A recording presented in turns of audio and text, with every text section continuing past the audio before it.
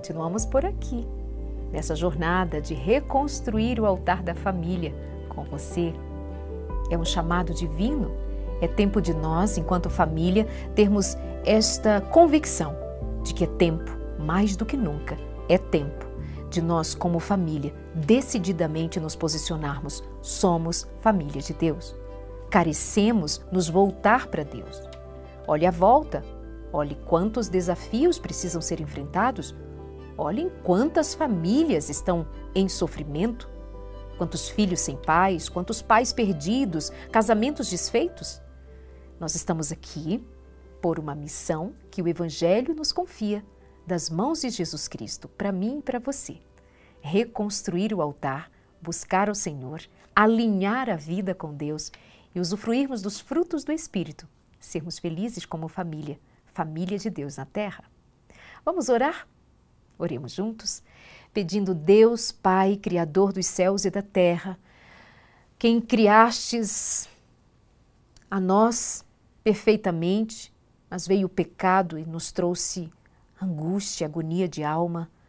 Mas outra vez o Senhor se levanta em misericórdia, nos oferece a salvação e nós te louvamos, te bendizemos por isto, porque o Senhor nos trouxe de volta ao lugar de sermos tua família. Obrigada, Senhor, por nos acolher. Obrigada, Senhor, por nos perdoar. Obrigada, Senhor, pelo cuidado. Aqui, enquanto estamos na terra, cercados das dores causadas pelo pecado, da nossa natureza pecaminosa ainda viva, Pai, pedimos que o Senhor nos auxilie, nos socorra, que o Senhor nos ajude em nossas batalhas, que o Senhor vença as nossas guerras, que o Senhor seja presente na história de cada um de nós. Em nome de Jesus. Amém.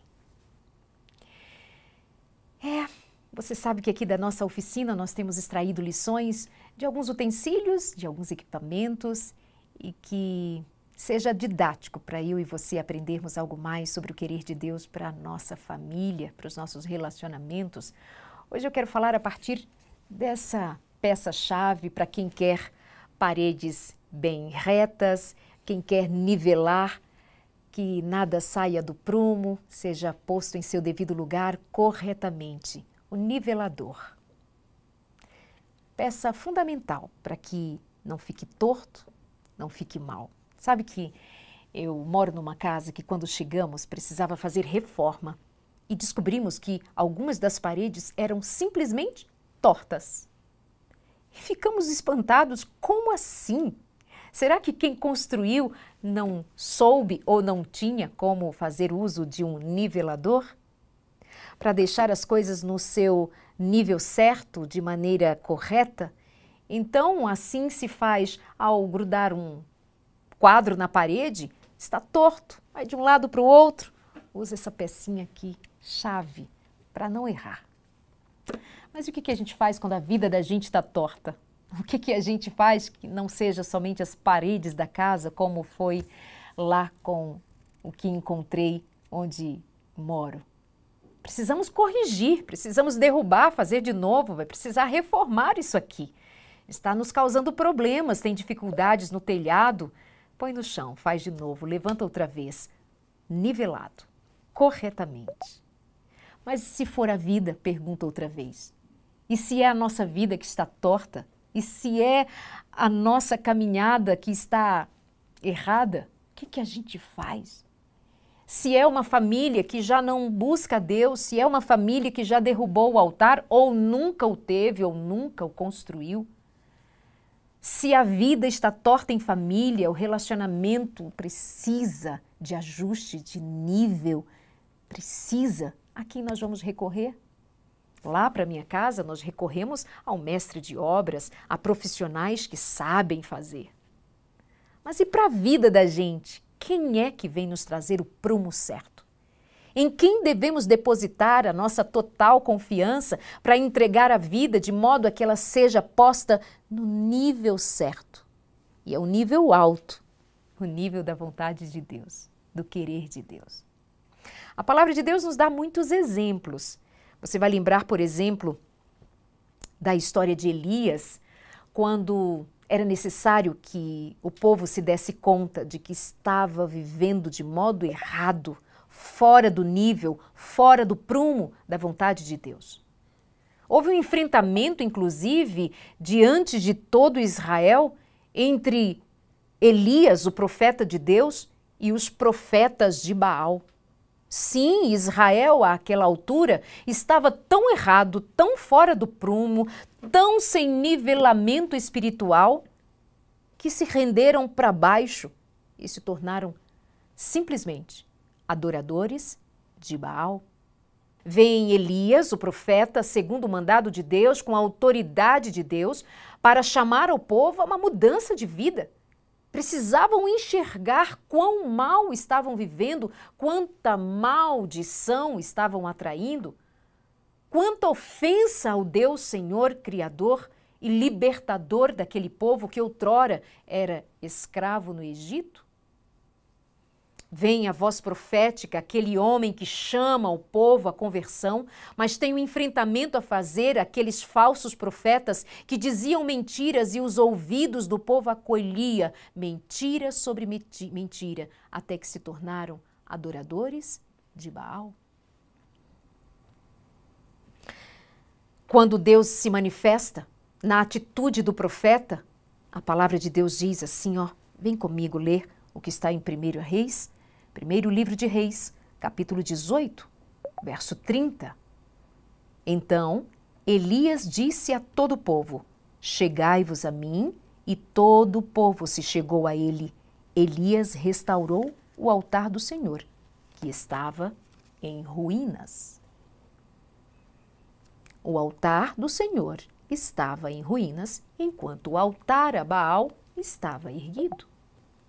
Por isso digo que muitas vezes não é só reconstruir, é também desprezar altares que devem ser derrubados, altares que muitas vezes têm recebido a nossa devoção, a nossa total atenção, muito trabalho, muita ocupação, enquanto negligencia a vida espiritual, enquanto negligencia o amor em família, enquanto negligencia buscar ao Senhor. Por isso temos visto a vida de muitas famílias cristãs tão semelhante àqueles que não professam fé alguma. Experimentam a mesma amargura, mentiras, traições. O adultério tem se tornado constante na experiência de muitos cristãos. Muitas famílias têm sofrido a amargura dessa derrota que é quebrar um voto conjugal. Imoralidade, perversão e o que dizer dos abusos, da violência, dos gritos, dos xingamentos, do emocional destruído, do psicológico afetado, de famílias que simplesmente são doentes. Altar derrubado, vidas destruídas. E o Senhor tem enviado voz profética, o Senhor tem enviado a sua palavra, o Senhor tem vindo até nós, como foi até o povo de Israel, para chamá-los a reconstruir o altar outra vez. É tempo de nós nos voltarmos ao Senhor. Há um outro episódio que eu chamo você a acompanhar comigo, em 2 Reis, no capítulo 23. Vai contar a respeito de quando o livro da lei de Deus primeiro foi achado dentro do templo. Isso você encontra no capítulo 22. O livro da lei se perdeu. O povo de Israel estava apostatado. O povo de Israel estava adorando Baal dia e noite. E o livro da lei de Deus? Perdido. Já não se fazia nem menção e não havia nenhuma atitude de adoração e respeito ao Senhor Deus, o Deus de Israel. Agora eram adoradores de Baal, tinham altares erguidos a Baal. Quando o livro da lei de Deus foi achado, foi trazido à presença do rei que estava naquele momento no trono, chamado Josias. Aquele homem toma a palavra de Deus em suas mãos, toma conhecimento do querer de Deus que estava desprezado, olha para todo Israel e vê um Israel adorando Baal enquanto o altar do Senhor está derrubado. o livro perdido, a palavra de Deus perdida? E diz assim, no capítulo 23. O rei e todos os anciãos de Judá e de Jerusalém se ajuntaram a ele. O rei subiu à casa do Senhor e com ele todos os homens de Judá, todos os moradores de Jerusalém, os sacerdotes, os profetas de todo o povo, desde o menor até o maior, e leu diante deles todas as palavras do livro da aliança que fora encontrado na casa do Senhor.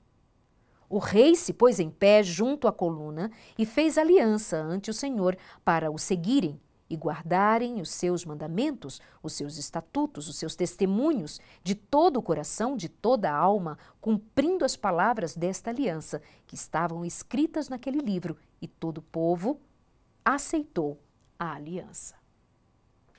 O que vai nivelar a nossa vida quando nós nos dermos conta de que estamos perdidos, tortos, vivendo errados, desencaminhados, nos distanciando de Deus, nos tornando adoradores do mundo, adoradores de Baal, do Baal moderno, dos deuses modernos, em torno dos nossos desejos comuns, dos pecados acariciados, de uma vida em família largada à mercê de um coração carnal?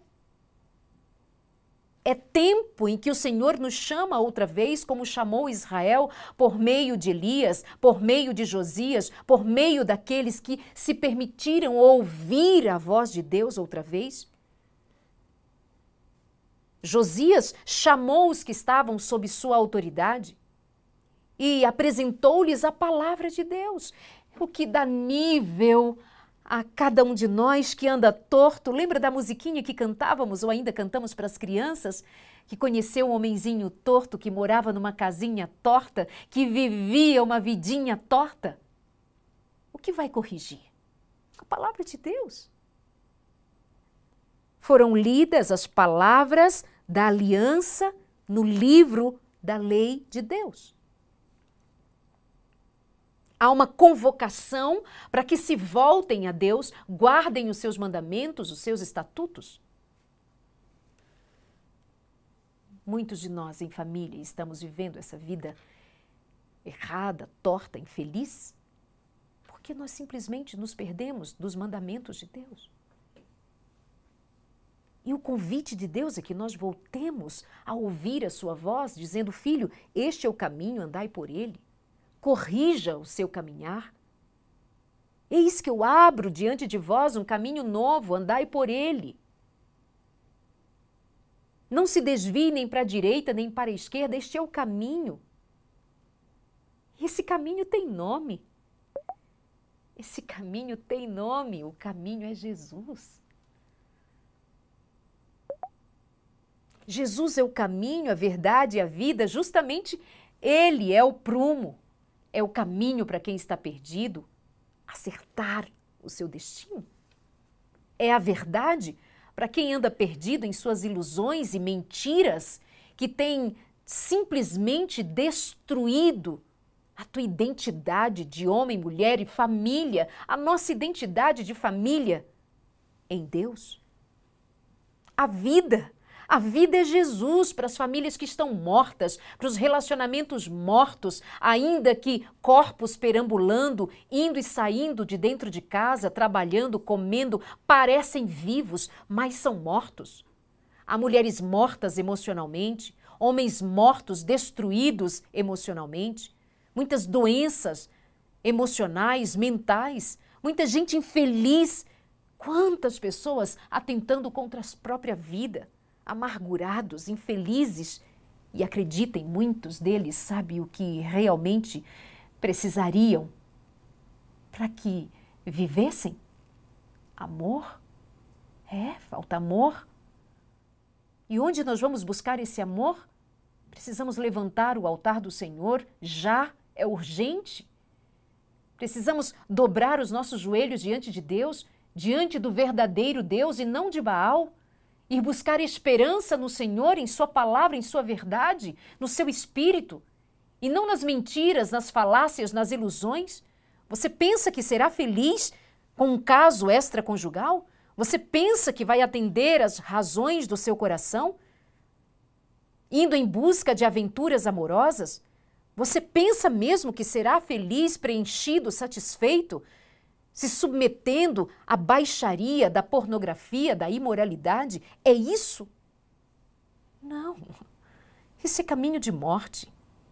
Isso é adorar a Baal. Isso é desprezar o Senhor, desprezar sua palavra, desprezar o seu reino, perder de vista a verdadeira alegria e um coração satisfeito. Eu vou orar agora por você. Eu vou orar por nós, pedindo a Deus por nós e nossa família. E eu espero que a cada dia, em cada um dos nossos encontros, outra vez o Espírito Santo toque ao seu coração e te chame a viver vida nova para a glória de Deus. Que sua família seja abençoada com muito amor e paz. Deus querido, eu entrego em tuas mãos, no nome de Jesus, estes casais, estes pais e os seus filhos, toda a família, os solteiros, os viúvos, os divorciados, todos que agora escutam esta palavra, que o Espírito Santo os toque, que sejam derrubados altares erguidos a Baal e sejam erguidos altar ou altares devidamente e exclusivamente teus. Para a tua honra e glória, Deus, queremos ser verdadeiros adoradores, queremos ser famílias visitadas pelo Espírito Santo, corrigidas, niveladas pela palavra do Senhor, pelos mandamentos do Senhor. O que o Senhor nos mandar, faremos. O que o Senhor nos disser, seguiremos. Pois queremos, Pai, somente a tua presença, o teu caminho, a tua verdade, a tua vida em nós. Em Cristo Jesus. Amém.